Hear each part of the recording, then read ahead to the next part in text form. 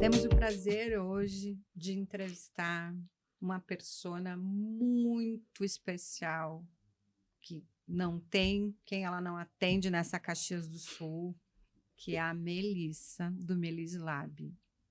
Seja bem-vinda. Obrigada, eu que agradeço, né, pelo convite, por estar aqui, compartilhar um pouquinho da nossa história, um pouquinho do nosso trabalho. Me fala, Melissa, um pouquinho da tua trajetória. Como que deu a ideia de você montar o Melis Lab? Bom, o Melis Lab, ele surgiu da necessidade de mercado de algo mais pessoal, algo mais elaborado, né, dentro do processo do que seriam exames laboratoriais, junto com a minha paixão pelo diagnóstico. Então, eu nunca tive, assim, uma decisão que um rumo que eu devesse tomar e seguir que fosse específico de alguma espécie ou de algum porte de animal. Eu amava todas as áreas da faculdade, eu amava avicultura, eu amava microbiologia, e o diagnóstico me proporciona isso.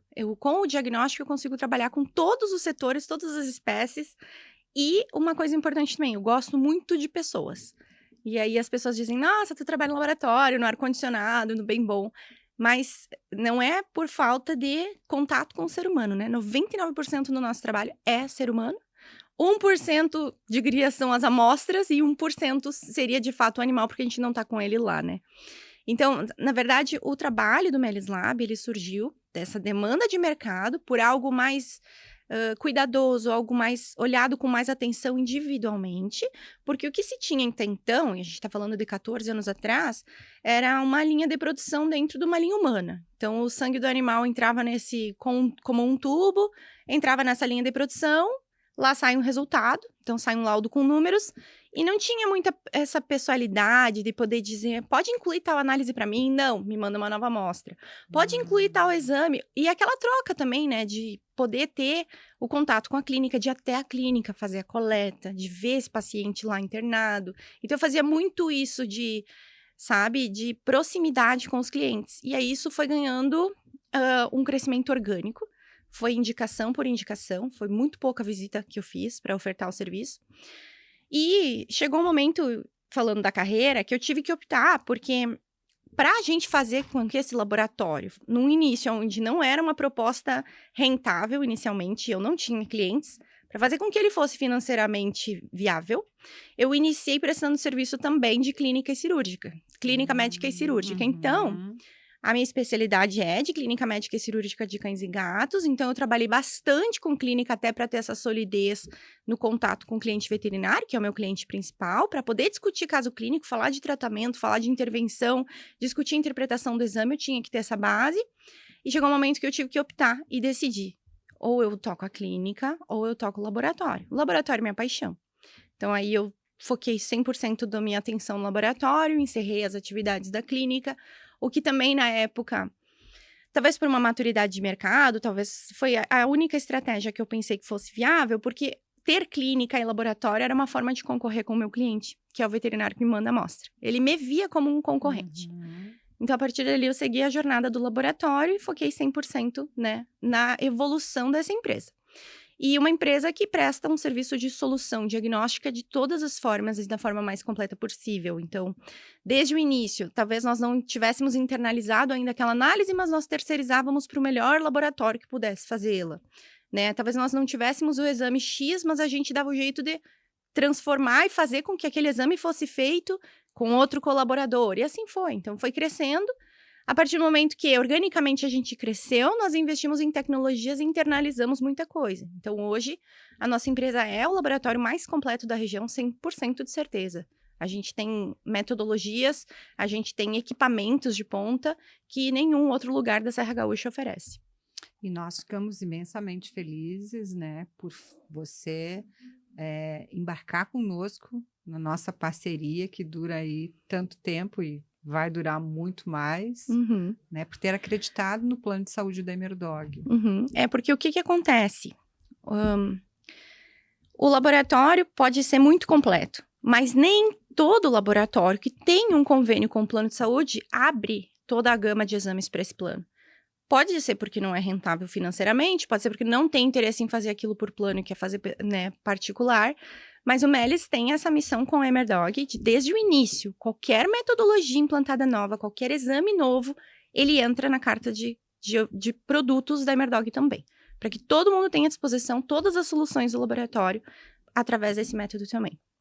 Vocês viram, gente? Olha aí, ó. Olha que parceria boa que a gente tem com o Melis, que qualquer novidade já está inserido lá pelo plano e vocês têm acesso. Em 2025, nós investimos em 2 setores muito forte, financeiramente, em equipe, que foi... no setor de endocrinologia, nós adquirimos um equipamento automatizado, mais novo do mercado, dentro do que se fala hoje de validação, é o mais validado, no método quimioluminescência. Então, nós temos essa tecnologia à disposição, pelo plano, inclusive. E nós também investimos na microbiologia automatizada. Então, 100% das culturas bacterianas que vão ser realizadas no laboratório vão passar pelo equipamento de automação, o que melhora muito a identificação do agente, a precisão, a acurácia na identificação do patógeno e na definição do que vai ser o antibiograma. O antibiograma é o resultado, depois da identificação da bactéria, de qual antibiótico vai tratar aquele paciente e qual não vai. E ele é 100% automatizado. Então, Olha isso foi uma só. facilidade que, depois de nós vamos encontrar no Pompeia e na Unimed, em Caxias do Sul. Não tem outros desses equipamentos, a não ser no Melis Lab, Pompeia e Unimed. Então, é uma tecnologia muito, muito inovadora, é um investimento robusto e é uma solução maravilhosa. E em 2026 agora já, nós estamos em maio, mas nós já entramos com 2 novidades também. Então, nós investimos no setor de PCR, que é a biologia molecular. Então, antigamente se fazia a suspeita de uma doença, se faz o levantamento, né, da hipótese diagnóstica, e se teriam alguns caminhos para suportar aquela suspeita. Então, se faria uma sorologia. A sorologia ela é um método diagnóstico indireto, nem sempre ela vai te dar um resultado positivo ou negativo, muitas vezes tem que fazer sequenciamento, assim, sequenciar o exame, né, para ver se a titulação do anticorpo sobe ou desce. Hoje o PCR é o que tem de mais preciso, mais rápido e mais sensível para detectar a presença de um patógeno dentro do animal. Olha aí, que Então, legal. na suspeita de uma leptospirose, na suspeita de uma doença transmitida por picada de carrapato, de pulga, né, as hemoparasitoses, retroviroses em gatos, FIV, FeLV, hoje em dia é PCR. E internalizando isso dentro do laboratório, a gente consegue estar emitindo resultado entre 1 e até 3 dias, dependendo da nossa rotina e do dia da semana. E, mês passado, a gente também investiu num equipamento que também é inovador, também é um investimento muito grande, que é a citometria de fluxo para a realização dos hemogramas nos pacientes. Então, é um hemograma extremamente completo, hemoglobina do reticulócito, mais parâmetros dentro da avaliação de plaquetas, a identificação e classificação das anemias está muito melhor a partir desse equipamento que a gente investiu, né? Obviamente, sempre complementado com um patologista revisando todas as lâminas, Claro. porque a parte do ser humano nunca vai deixar de existir. E essa é a grande diferença entre os laboratórios veterinários. É a presença de um patologista clínico que tem expertise, confrontando, né, aquele achado da microscopia que ele tem a experiência de ver todos os dias, e a gente faz todas as lâminas, e poder discutir isso com o clínico. Mandar uma mensagem e dizer qual é a suspeita do fulaninho, como é que ele tá. Então, a gente acompanha isso também, e essa acho que é o nosso grande diferencial, essa troca, esse acompanhamento do veterinário. Ele se sente acompanhado, ele se sente acolhido, ele nunca tá sozinho numa tomada de decisão. Ele faz um exame e ele tem total liberdade de entrar em contato com a equipe técnica do laboratório para discutir aquele resultado, para decidir qual o novo exame que ele pode fazer que complemente ou a conduta clínica. Então, a gente faz 100% desse trabalho todo junto. E muito bom, né? Porque aí o veterinário se sente bem mais respaldado, muito mais confiante, né? Uhum. Com essa... Exato, porque acaba se tornando uma equipe multidisciplinar, né? Então, a gente não tá no mesmo local, a gente não tá fisicamente lá dentro do hospital, mas é como se a gente estivesse. Muito legal. Uhum. E quanta inovação, né? Sim. Que o Melis Lab está fazendo. Uhum. Então, É bastante empenho na parte da questão da gestão da qualidade, de trazer o que é melhor para o paciente e para o cliente, sempre. Esse é o foco. Não é enriquecer, não é trazer mais cliente e volume, é trazer melhorias. Então, ferramentas que vão auxiliar mais o diagnóstico, vão ser mais precisas, mais sensíveis, sempre pensando na qualidade. que legal. A gente fez aí uma caixinha de perguntas também no nosso Instagram essa Hum, semana, e aí o pessoal acabou mandando algumas perguntinhas, né? Qual é o papel das análises laboratoriais na prevenção de doenças em pets? essa é uma pergunta maravilhosa e é uma resposta muito simples.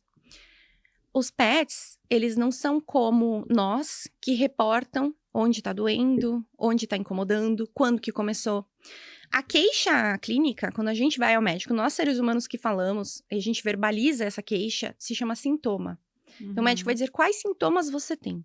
O animal, ele não verbaliza, portanto, ele não tem sintomas, ele tem sinais clínicos. E o sinal clínico só é achado na mudança de comportamento e na avaliação física.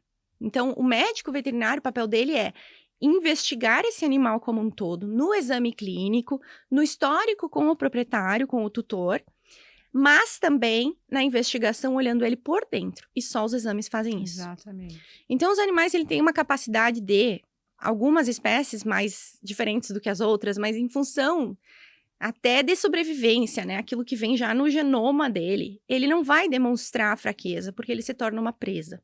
Então, entrando na questão do comportamento, deixando isso à parte, óbvio que eles podem mascarar uma doença que já está ali em curso há algumas semanas ou meses, e a gente só vai pegar isso lá na ponta quando já está mais agravado e às vezes irreversível.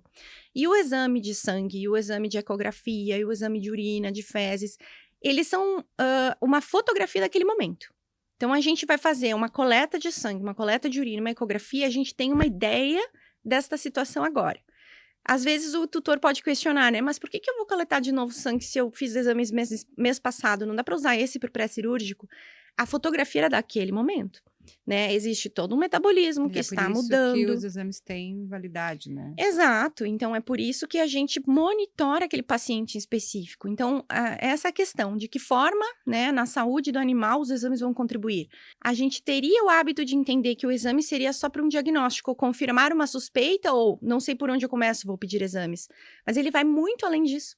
Ele começa nos mostrando com marcadores precoces de função renal, e a gente tem marcadores genéticos para doenças degenerativas, predisposições de raça. A gente tem acompanhamento com o exame, então a gente monitora um parâmetro de um animal, de um gato, um felino, né? Felinos fazem muita doença renal crônica. Sim. E quando a gente pega lá, já perdeu massa muscular, né? Já tá mais debilitado. Então, se a gente fizesse o monitoramento como é indicado, que o check-up anual fosse feito num paciente jovem e num paciente idoso semestral ou ainda mais frequente, nós veríamos uma tendência. Então, se a gente, por exemplo, vou dar o exemplo da creatinina. Nós temos um gato felino adulto e nós fazemos todo ano uma creatinina. A creatinina dele é de 0,6, 0,7. Ela começou a ficar 0,9, começou a ficar 1,2.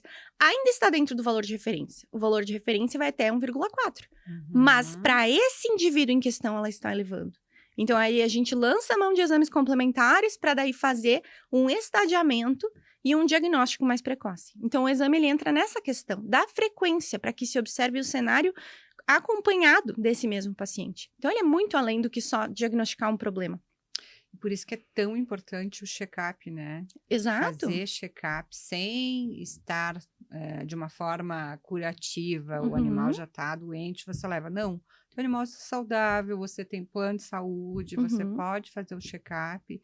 E qual seria a indicação de tempo, de frequência que você indica? Animais jovens e ígidos clinicamente, ígidos são os saudáveis, aparentemente saudáveis, uma vez por ano no mínimo, e a gente está Mínimo. falando de exame de sangue, de urina, de fezes, ecografia, e se for passar por qualquer procedimento anestésico, um ecocardiograma, um eletrocardio também, tá? Isso é uma vez ao ano no mínimo.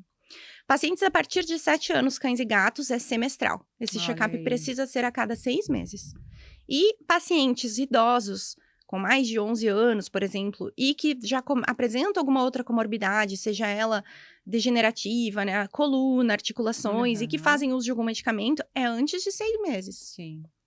Eu sempre falo Que aí para os tu tem um tutores... acompanhamento real, ou se Exato. algo escapar naquele período, você já Você pega antes. pega antes. O que eu falo, ó, a gente já teve pacientes que fazem o check-up anual maravilhosos. E aquela ecografia é sempre de controle. E se observa um nódulo lá no baço que se monitora, né? Ó, um nódulo no esplênico existiam condutas anteriores de vamos observar, ver o que vai acontecer. Hoje em dia a gente já sabe que é um pouco mais crítica nessa questão, às vezes já se opta pela remoção. Mas vou dar um exemplo de um paciente que tem um nódulo conhecido no órgão X interno e que estamos monitorando. Esse órgão, com essa neoplasia que está quietinha lá há 3 anos, pode ser que de um mês para o outro ela evolua para um tamanho 5 vezes maior. E que não se veria se não se acompanhasse. Exatamente. Então, o que eu falo para o tutor que, né, tem uma relutância em fazer os check-ups? Eu digo, você quer esperar a surpresa? Porque o dia que tu tomar um susto, e aí vem esse paciente apresentando anemia, tá sem plaqueta, ele vai ter que ir para intervenção cirúrgica acompanhada de uma bolsa de sangue. Nem entrando no mérito da questão do custo, que vai ser muito maior. Se tivéssemos triado antes, detectado aquele nódulo precocemente, acompanhado ele monitorado, a gente estaria mais preparado para isso e a gente teria intervindo antes. É isso que eu falo. A intervenção anterior e preventiva, ela é para nos evitar grandes sustos, mas também para dar maior chance de duração e qualidade de vida para o pet. É isso. Ah, com certeza, com certeza. Então, sempre trabalhar No na preventivo. frente de forma preventiva. Exatamente. E não só curativa. Exatamente. Né? Esse é o futuro, né? Sim. Quando eu tinha uns 15, 16 anos, me perguntaram, o que tu vai estudar na faculdade? Eu falei, vou fazer medicina veterinária. Por quê? Porque eu tenho certeza que o Brasil um dia vai ser como a França. Isso, olha quantos anos atrás, porque eu já sou formada há 17. Olha então, aí. Muitos anos atrás, eu disse, a França está deixando de ter filhos, seres humanos, para ter pets. E isso vai chegar aqui no Brasil. E quando chegar, eu vou ser médica veterinária, eu vou ser veterinária dos filhos pet, e eu vou ser professora da UX. Não tinha nem a pretensão de ter a medicina veterinária na UX, porque na época só tinha em Federal, então Santa Maria, na época era PUC Uruguaiana, depois virou Unipampa e Passo Fundo, e era só Federal, Ubra, né, algumas faculdades pontuais. E eu dizia, quando eu tiver formada, a UX vai estar com veterinária, eu vou ser professora. Olha que visionária essa Melissa, hein? Hoje eu não quero mais ser professora, porque eu acho que eu consigo contribuir muito mais. De outra forma. No meu trabalho aqui, ajudando os clínicos veterinários colateralmente. E outra coisa que, assim, eu sou muito dinâmica, muito rápida, muito resolutiva. E eu digo, para cada 1 hora de aula, são 5 horas de preparo de aula, né? Então, 5 horas trabalhando naquela aula. Então, isso não é para mim. Então, eu desisti da aula, mas o resto eu continuo. O resto continua E deu certo. E deu certo e tá feliz, a gente percebe. Você poderia compartilhar pra gente um caso que você teve que com o check-up de prevenção você conseguiu detectar aí? Eu tenho vários desses casos. Tá. Eu tenho casos de check-up de prevenção, casos de reincidência por exames e que ninguém achava o que era. Quando veio para o nosso laboratório, a gente detectou uma alteração que estava lá, a resposta de tudo, que ninguém tinha visto. Mas o último, na questão do check-up, vou te contar. Nós temos o banco de sangue. E o banco de sangue que a gente fundou no Melis Lab, ele é um braço, né? Ele não é uma linha de frente. O banco de sangue, ele veio da necessidade nossa de conseguir tentar ajudar o clínico veterinário que estava perdendo pacientes por falta de sangue. Isso para nós é inconcebível. O paciente ir a óbito porque não se conseguiu uma bolsa de sangue. E ainda acontece, porque há falta de doadores, né? Mas então nós criamos o banco de sangue em 2017 e através do banco de sangue que nós criamos uma sistemática de trabalho e não existe uma resolução que te diga como trabalhar. Então a gente teve que desenvolver o processo do banco de sangue. E lá em 2017, muito tempo atrás, então estava engatinhando. E então, como é que funciona o banco de sangue? Nós recebemos de um tutor, né, um proprietário de um animal que tem os critérios, que atende aos critérios para ser doador. E esse interesse dele em tornar o animal dele doador de sangue, leva ele até o laboratório, a gente vai a domicílio e nós fazemos um screening, que é justamente um check-up. Então, nós vamos conhecer o perfil sanguíneo dele, bioquímico, né, hematológico, bioquímico, exame para detecção de doenças que são transmissíveis através de transfusão, que geralmente são aquelas transmitidas por carrapato, tudo isso é feito. E teve um caso muito interessante, que era de um doador, que ele veio para nós fazer a doação e ele era muito calmo. E para a raça, ele era excepcionalmente calmo. A irmã dele, quer dizer, a companheira dele, não era irmã sanguínea, ela era muito mais agitada que ele. E os donos diziam, nossa, ele é sempre calmo assim. Nós já achamos estranho o fato dele ser tão calmo. Os exames de sangue impecáveis, tá? Só que depois de 3 meses, quando ele retornou para nova doação, porque o animal pode doar sangue de forma segura a cada 3 meses, tá? Não antes disso. Então, a cada 3 meses ou 4 doações por ano ele pode fazer. Quando ele retornou ao laboratório para essa segunda doação, nós fomos fazer a tricotomia, que é depilar aqui o pescocinho para fazer antisepsia, onde vamos fazer a punção para doação. O pelo não tinha crescido. E a gente falou, como? Ele já deveria estar repilado, 100%. Como é que esse pelo não cresceu? E eu falei para as meninas, inclui um colesterol, um triglicerídeo e exames hormonais. Hoje a gente não vai coletar ele. Vamos fazer esse screening hoje mais aprofundado. Não era obrigação do banco de sangue incluir esses exames complementares. A gente podia simplesmente ter excluído ele sem hipótese alguma, porque os exames eram bonitos. E, de fato, nós detectamos um hipotireoidismo, então, por suspeita clínica, porque é necessário fazer o exame clínico. E aí, então, a gente falou, ó, infelizmente estamos perdendo o doador, mas estamos ganhando um cliente, um amigo, porque a outra cachorra vai continuar vindo, ele vinha junto para animar. E eu falei para eles, após, vocês vão buscar um endocrinologista, vão fazer todo o acompanhamento, né, toda a medicação de suplementação da tireoide, porque é uma doença endócrina que é vitalícia, né, pro resto da vida. E eu disse para eles, vocês vão conhecer um cachorro que vocês não conhecem. Porque isso que ele é hoje, comportamentalmente, não tá certo. Ele tem um distúrbio metabólico secundário a um distúrbio endócrino. Então, vocês vão ver, vocês vão medicar, suplementar essa tireoide que vai virar outro cão. E, de fato, eles estavam tão felizes com o diagnóstico que alguém olhou para aquele animal de uma forma, sabe, clínica mais aprofundada. E ele tinha um clínico veterinário que acompanhava, mas a gente também faz essa contribuição. Esse caso eu achei fantástico. Olha que nossa, né? Mudou a vida dele, deu qualidade de vida, né?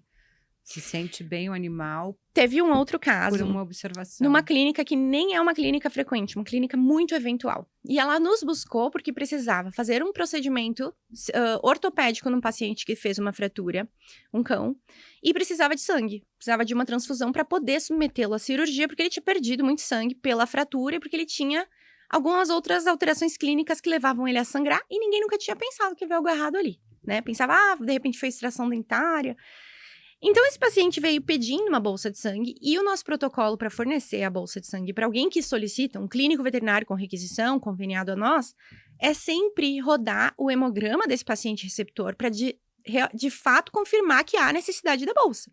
Porque se ele não precisa do sangue, ele não vai receber. Porque tem risco transfusional mais ainda. Então, a gente faz a compatibilidade e nós fizemos um exame de complementar de hemograma e proteínas totais, né? Proteínas plasmáticas. E ele tinha uma alteração nesse exame que era extremamente compatível com uma doença neoplásica na medula chamada mieloma múltiplo. E o mieloma múltiplo, ele é uma infiltração neoplásica na medula óssea que faz um monte de outras alterações sistêmicas, aumento de globulina e causa fraturas espontâneas. Olha. E no caso em questão, ele estava fraturado. A gente pergunta como ele fraturou, a dona não sabe. Ele tinha histórico de sangramentos anteriores? Tinha. Então, a gente levantou a lebre através de um examezinho que foi para complementar a necessidade da bolsa. A gente teve que estabilizar esse paciente para submeter ele à transfusão. Foi feito coleta de medula, confirmamos o mieloma múltiplo e ele ganhou mais uns 2, 3 anos acompanhado com o oncologista, né? Porque a sobrevida deles realmente é muito reduzida, é uma doença muito grave. Mas na época, isso faz o quê? Uns 6 anos, eu acredito, é bastante tempo atrás. Né? Tudo era muito diferente. Hoje em dia a gente tem muito mais profissionais. Claro. Mas sim, ele conseguiu ter mais qualidade de vida. A tutora investiu muito, né, nesse diagnóstico, na resolução, no acompanhamento. Então, é muito satisfatório entender, nós dentro de uma sala do laboratório, que com uma gota de sangue, com uma análise, a gente faz pim, e a gente liga pro veterinário e fala, o que tu acha da gente incluir isso? Porque eu tô achando que pode ser aquilo. Então, esse é o diferencial, esse é o nosso sonho, é poder ajudar, sim. A gente realmente não tá, né? Como você falou, ser apaixonada por isso, porque tu tem uma visão macro. Exato. Né, da saúde do animal naquele momento. E é muito satisfatório. É muito satisfatório saber que a gente pode ajudar. E que você pode ajudar e você pode descobrir, né, e pegar logo no início, né? E tem uma outra coisa que é um hábito que é, assim, esse hábito no laboratório é inerente, ele nasce e brota lá. Que é conhecer o pet que a gente nunca viu, que a gente não sabe nem a cor, pelo nome, porque ele vem por aquela clínica novamente. E aí a gente olha, nossa, a Uli, exemplo, Deu né? o exemplo da Uli. A Uli da Dogs Life. E, gurias, vocês viram que o hematócrito da Uli tá caindo? A gente fala de uma pra outra na sala. O que será que estão fazendo pra Uli? Vou chamar o Vini. E aí, Vini, não sei o que precisa de tal coisa. Eu vou fazer uma Explanec, vou fazer um procedimento. Beleza, se precisar de bolsa, me avisa. Não, já reserva. Já faz a compatibilidade, já deixa a bolsa pra Uli. Depois vem a Uli bem. Olha, o hematócrito da Uli subiu. E daí a gente conhece eles pelo nome como se eles fossem parte, sabe? Como se a gente estivesse lá. Como Por se de estivesse tanto que a atendendo gente eles vê ali, de e a tanto gente que você vibra de vê. felicidade por ver que ele melhorou, sabe? É Sim. muito legal. É muito legal. Uhum. E aí, depois de 4 meses, a Uli aparece na recepção do laboratório com a requisição e ela diz, prazer, eu sou a Uli. E aí ela vira só beijos, porque a gente não conhecia. Não tem rosto, né? É muito legal. Então, É muito emocionante. vocês cuidam de tudo Uhum. sem o rosto. Então, É. quando conhece de Sim, fato, é muito legal. é muito legal. Uhum. Mas Isso aí. que bacana. Nós vamos fazer aí um evento e nós vamos... Todos os cachorros do plano vão estar. Vou te convidar para te Por conhecer favor, eu todos os quero. teus clientes. Eu conheço alguns, né? Óbvio, eu amo eles. É. Nossa. O Olaf é outro caso. O Olaf. O Olaf, então, chega o exame do Olaf, que na verdade ele praticamente só coleta conosco. Aí, eventualmente, vem lá da clínica onde ele atende, que também atende pelo Emerdog, e a gente fala: ih, o Olaf tá internado. Ih, o que tá acontecendo? A proteína tá baixando, porque ele tem uma doença inflamatória intestinal Uhum. e a gente já sabe, de tanto que a gente já acompanha esse. Então, aí ele chega lá na recepção: e aí, como é que tá o Olaf hoje? Tá bem, né? Só check-up. Então, a gente cria essa intimidade, Sim. sabe? E como é muito gostoso, legal. né? Essa troca. Por isso que Uhum. precisa do vínculo. Sim. E o vínculo se constrói a partir de você não ver só como uma necessidade, mas Exato. como um cuidado, né? Mas e o vínculo se constrói do fato da gente gostar do ser humano também, Ah, sim. né? Porque a gente tem que ter Sim. paixão não é só pelo animal. Não, É a verdade. família por trás desse animal, né? É. Ele hoje é parte da família, então a gente acaba se envolvendo com tudo. É muito legal. E quais os exames que os tutores mais questionam, assim? Questiona em que sentido? No sentido De por que tá fazendo ou o resultado? Nos dois, mas assim, no sentido de, eu preciso fazer mesmo esse exame? Olha, eu acredito que há uma... Como não sou eu que faço a frente do convencimento da necessidade do exame, Sim. então eu não preciso convencer ninguém de fazer o exame. Eu entendo que é uma questão de posicionamento do veterinário. Eu vejo clínicas que fazem muito exame e não tem dificuldade nenhuma em fazer muitos exames. E algumas clínicas dizem, bah, ele não vai liberar, bah, ele não deixou eu fazer esse exame. Mas eu acho uma questão de posicionamento, porque não é uma questão de seleção de público e poder aquisitivo. O momento que você fala pro cliente, dono, proprietário do animal, da importância, relevância, do quanto aquilo vai agregar, de quanto aquele exame vai nos mostrar, eu duvido que tenha um proprietário, mesmo com restrição financeira, que não tope fazer 1 ou 2, né? Então, o questionamento não é só financeiro. Né, que nem tu disse, é da necessidade, né? E aí, quando a gente explica por quê? Porque eu preciso ver ele hoje, o cenário dele hoje, o exame é uma fotografia. Ele teve um quadro, um episódio de diarreia, um vômito e prostração. Então, com certeza, algo aconteceu aqui que não estava acontecendo no mês passado, quando ele fez o exame. Então, a gente precisa ver como ele tá hoje. Então, eu não vejo relutância, porque eu também não faço parte desse convencimento. Porque eu não prescrevo exame, eu só coleto e processo. Mas eu acredito que seja uma questão de posicionamento, de como explicar para aquele proprietário da importância disso. E acho que você também deve perceber que deve ser bem notório no teu sistema as clínicas que mais pedem exames e as que não pedem. Né? Talvez não tenha esse convencimento. E depois nesse cenário, ainda tem as clínicas que pedem exames mais elaborados e pontuais, realmente desenhado para aquele indivíduo, muito individualizado, e as clínicas que pedem feijão com arroz para todo mundo, indiferente da gravidade, indiferente da idade, indiferente. Então é quase como se fosse uma obrigação, tem que fazer, mas não passa dali. Mas também e aquela outra clínica que explora toda aquela tem gama. aquela curiosidade ou de, não, vamos hoje pedir diferente.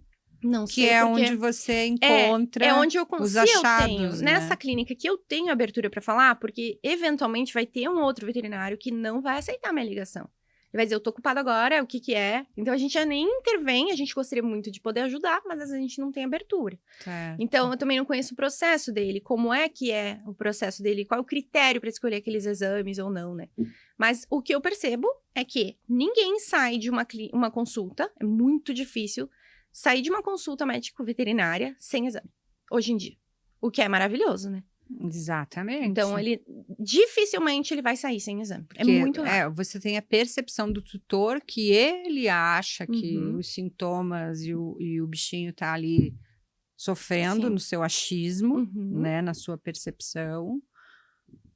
Você tem, assim, a avaliação Uhum. física, que o online não permite isso, Isso. né? A consulta online não permite isso. E aí você tem a necessidade dos exames. Exatamente. Então, vejo muito na questão online também, né? Uhum. Faço a consulta online e não prescrevo exames? A consulta online ela é permitida no seguinte quesito: desde que o paciente tenha um acompanhamento com o clínico geral e tenha passado recentemente ou que esteja sob a tutela dele. Então, com o veterinário clínico junto na consulta online ou que recentemente tenha passado, né? Para ter aquele descritivo, né? Para ter aquele histórico. Mas, como eu disse, o diagnóstico, ele não é só os exames, ele também não é só o exame clínico, e também não é só o questionamento, né? O histórico, a Exatamente. anamnese. Ele é todos os três juntos. E com os três juntos, a gente monta o quebra-cabeça. Que hoje a gente chama de algoritmo, né? Qual a probabilidade desse verdade. animal estar com... O nosso cérebro já é um algoritmo do algoritmo. Gemini e a gente não usa, entende? Exatamente. Então, a gente usa sem saber que se chama assim, né? Então, é isso. Tu tem que ligar todos os pontos e fazer esse raciocínio lógico. É isso aí. E quanto mais gente tiver envolvido, o laboratório que tem, né, que tem essa liberdade de te ligar, de trocar ideia, mais o cirurgião, o anestesista que estava junto.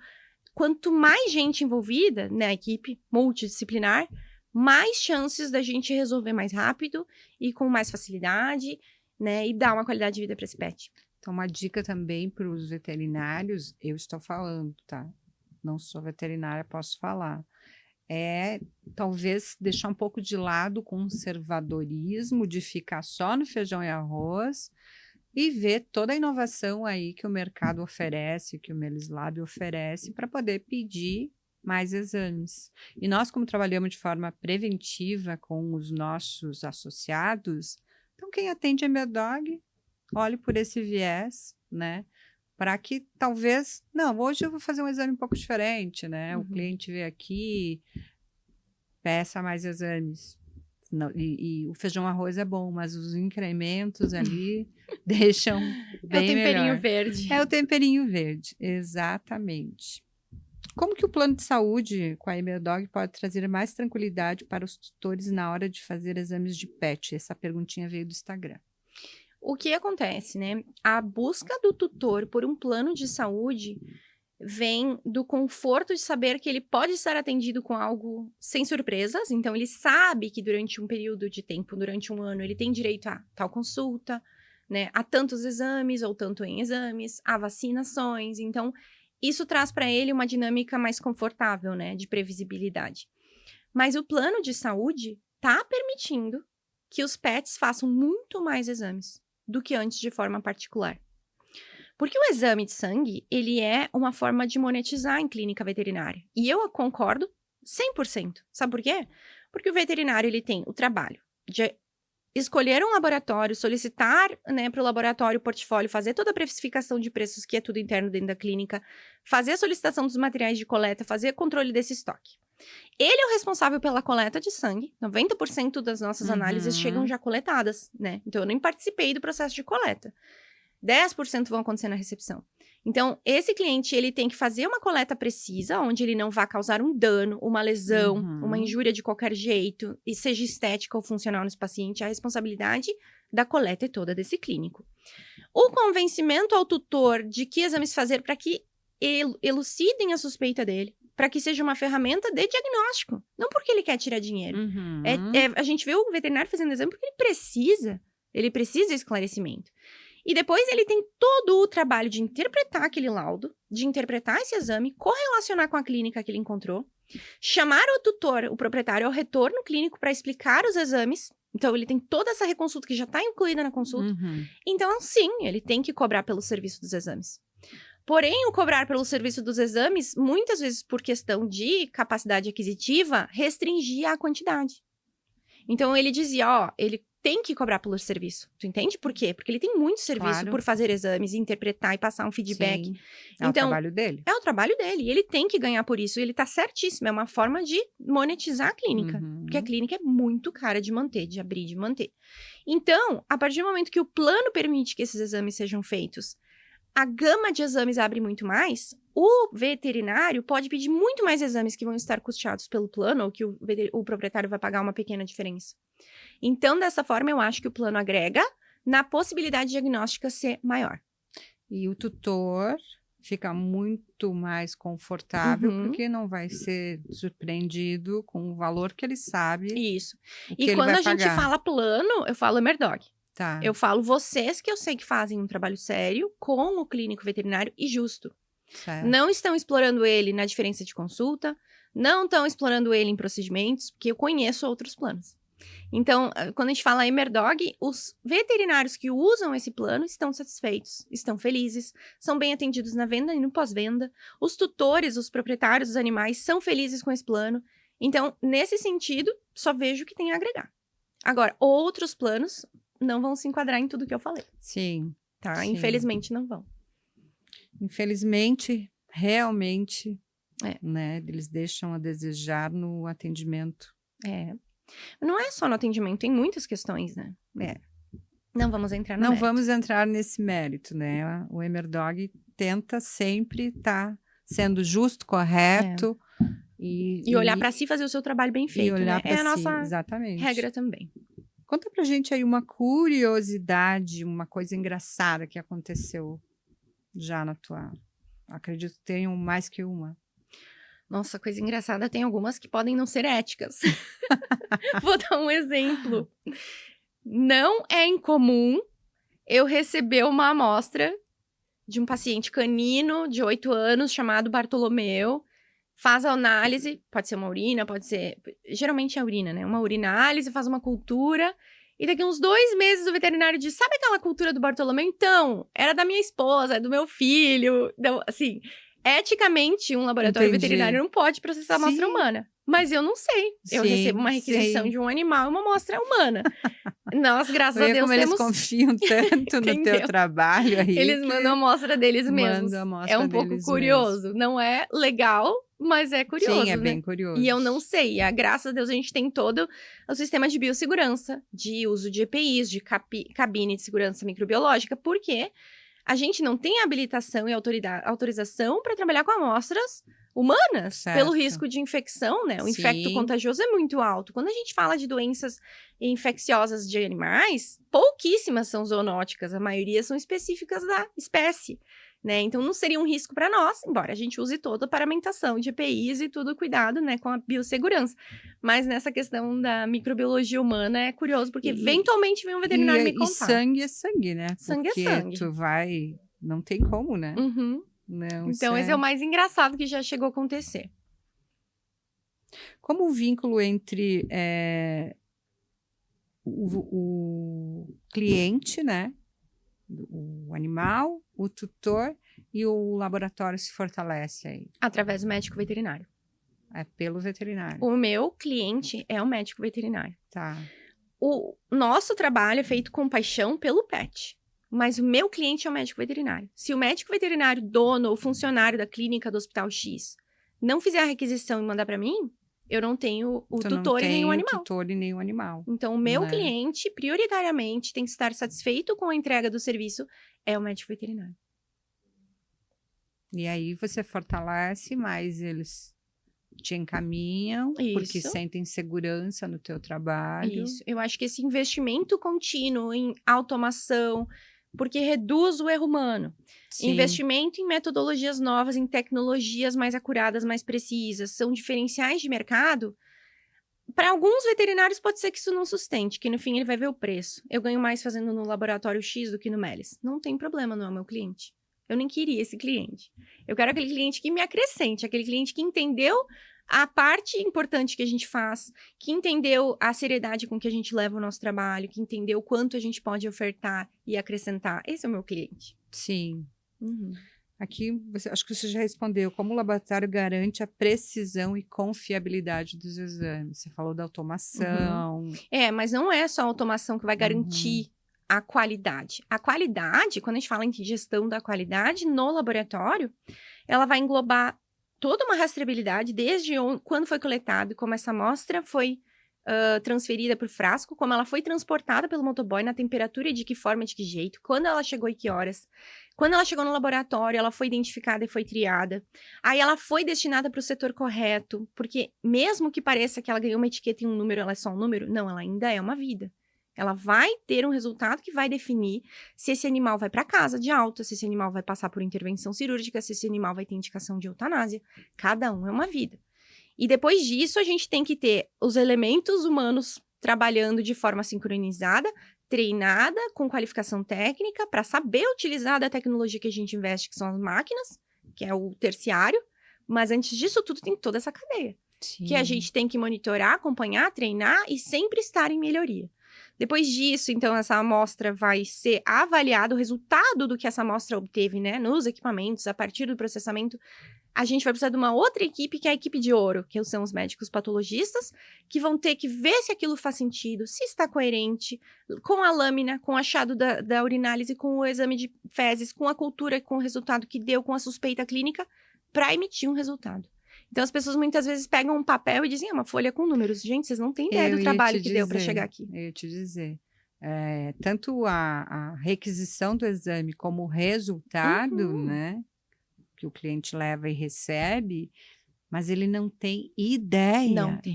Nem eu tinha ideia de tudo que você está falando, de todo esse processo, né? E daí, quando a gente entra nas máquinas, as máquinas, é uma máquina nova, inovadora, maravilhoso. Ok. Mas ela tem uma manutenção diária, ela tem um controle diário, tudo isso tem custo, tá? Tudo onerando. A gente tem o operador que tem que estar treinado naquele equipamento para saber utilizar. A gente tem que entender se o resultado emitido dessa máquina faz sentido, é coerente, compatível com a vida ou não. A gente tem que saber extrair dela o que a gente precisa. E daí, juntar isso tudo com, né, a lâmina do sangue, com a lâmina da urina. E esse controle das máquinas, ele não é só interno, ele também é externo. Se chama ensaio de proficiência, ou controle da qualidade externo. A cada 3 meses, nós recebemos de Belo Horizonte, não acredito que seja a Controlab, um sangue controle, um sangue desconhecido, um soro desconhecido, né? E a gente vai passar nas nossas máquinas como se fosse um paciente. E esses resultados vão ser reportados num portal e a gente vai ter um score lá. Então, a gente é avaliado de forma cega. Olha que interessante. Porque a gente quer saber se o nosso equipamento está, além da calibração e controle interno que a gente faz, ele está calibrado dentro do grupo do Brasil. Olha que bacana. Então, todo mundo que tem equipamento Sysmex XN1000 da citometria de fluxo reporta diariamente os resultados para ver se a gente está coerente, se o equipamento está calibrado todo dia. E trimestralmente, todo esse resultado para a Controlab para ver se a nossa bioquímica está adequada, se o equipamento da imuno está certinho, se a hematologia está coerente. Então, e é um controle bem rígido, exatamente, né? Porque a gente pode ganhar uma nota ruim e isso baixa o nosso score. Então, a gente tem que estar sempre preocupado com a qualidade de forma interna e externa para o Brasil. E a gente faz isso. Muito interessante. Então, abrir um pouquinho aí de tudo que acontece, para eles terem noção de que não é só tubos de ensaio e amostras de sangue. Não é pegar um tubo, botar na máquina e apertar um botão. Isso é bem aí. longe disso. É bem longe Muito mais. disso. E se tivesse que dar aí um recado, né, para todos os tutores, qual seria? Façam exames. Façam check-up. Façam exames preventivos. Não espere chegar o momento do susto, né? Mas ela tem 10 anos, nunca me deu trabalho, agora começou a dar. Clássico. 10 anos, idade cabalística para cachorro. Começa a vir uma doença de pele que nunca teve, começa a vir um ganho de peso que não tinha, começa a cair o pelo, ficar rarefeito, começa a urinar muito. Se a gente tivesse começado lá com 7, 8 anos fazer exames semestrais nela, que é quando a gente considera senil, a gente teria visto esse desvio, essa tendência. Não espera o susto para começar a investigar. Faça check-up, ainda mais se tem plano, usufrua, use e abusa. Faz exame. É isso. Quanto ao banco de sangue, o que precisa para ser um doador? Qual é a idade mínima? A gente prioriza hoje trabalhar com os cães no nosso banco de sangue, em virtude de que a doação de gatos ela é muito complexa. Ela requer uma equipe multidisciplinar também, precisa de um clínico avaliando, precisa todo o check-up de sangue, histórico desse paciente e a anestesista, porque muitos deles têm que ser sujeitados a uma tranquilização, uma sedação, pra gente fazer uma coleta sem estressá-lo. Não é porque eu quero que seja fácil de coletar, é porque eu não quero submeter ele a algo que vai ser traumático. Então eu falo, né, dá uma boa noite Cinderela pro gatinho, ele doou o sangue, ele voltou pra casa, ele não lembra, ele não criou uma impressão ruim do ambiente, ele não foi manipulado de forma agressiva. É pra isso, é uma contenção química, a gente precisa conter, mas não só pensar nisso, pensar no emocional dele também, né? Porque é uma ação voluntária, e isso tem que ser agradável. O tutor quer que o gato volte pra casa depois de uma doação como ele saiu. Ele não pode vir grogue, ele não pode vir sedado, ele não pode vir estranho, ele não pode parar de comer.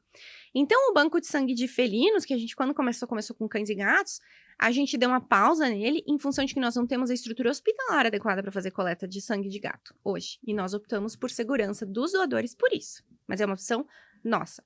E os cães, então, que a gente continua com um bom trabalho na coleta dos cães doadores, ele precisa ter entre 1 e 7 anos. A medula óssea, que é quem produz o sangue, depois de 8 anos, não é mais a mesma. Não tem por que sujeitar um animal de 8 anos a uma doação de sangue. Deixa o sangue para ele. Por que eu vou coletar e espolhar um animal de mais de 8 anos, tá? Então, entre 1 e 7, fechou 8 anos, não doa mais. Mais de 28 quilos. Ah, mas o banco de sangue tal coleta com 25, coleta com 24. Nosso procedimento é a partir de 28. Se tiver menos que isso, posso ter prejuízo para o doador. Então, ele vai fazer mais mal do que bem. Eu não vou ter um bom aproveitamento no volume de sangue que eu poderia coletar, porque o meu custo para coletar um cão grande e um cão de pequeno, médio porte é o mesmo. Então, eu preciso otimizar a minha equipe, eu preciso otimizar meus materiais. E o sangue depois, ele vai ser fracionado e processado em até 4 unidades. Então, a gente consegue salvar 4 animais. E um cão pequeno, eu não vou conseguir salvar tantas vidas. E por que eu submeteria ele a uma doação pesando 23, 24 quilos? Então, nosso protocolo é a partir de 28. Vacinas e vermífugos em dia. Passeios controlados, né? Não pode ser aquele cachorro que tá sempre lá no mato e ele vai e some e não vem. Mas, por quê? Em questão das doenças infectocontagiosas que ele pode entrar em contato. Hoje, com o setor de PCR, a gente pode fazer ainda mais exames e triar cada unidade de sangue que vai ser fornecida. Cada uma delas é testada, tem um screening de doenças infecciosas realizados por PCR, para a gente garantir que essa bolsa, mesmo que o animal que doou esteja assintomático ou saudável, supostamente, não transmita nenhuma doença infecciosa para quem vai receber. E realmente, o banco de sangue, ele é um braço do nosso laboratório. Ele é um trabalho colateral, assim, que aconteceu para ajudar um pouco mais. Não é a nossa linha de frente, mas a gente está sempre precisando de doadores, sempre. E aí, com o aparecimento de mais bancos de sangue na cidade, esses doadores se diluem. Sim. Porque existe uma questão do ser humano que ele precisa de benefícios em troca. A maioria dos nossos doadores não quer nada. Ele vai ganhar o lanche, ele vai ganhar o vermífugo, ele vai ganhar todos os exames de check-up. E para ele está ótimo. Esse é o nosso doador. E tem outros lugares que vão ofertar planos de saúde, que vão ofertar coleiras com tags não sei do que vão ofertar as vacinas, que daí acaba também entrando em conflito com o cliente final, que é o meu cliente. Sim. Por que eu tiraria as vacinas no veterinário, né? Se esse é o serviço que ele presta. Então, o tutor do cachorro, que seria nosso doador, vê mais benefício, vai lá. É uma escolha dele. Mas, realmente, a gente gostaria muito mais de enriquecer o nosso banco de sangue com doadores. Só que eles precisam conhecer o nosso trabalho, né? Exatamente.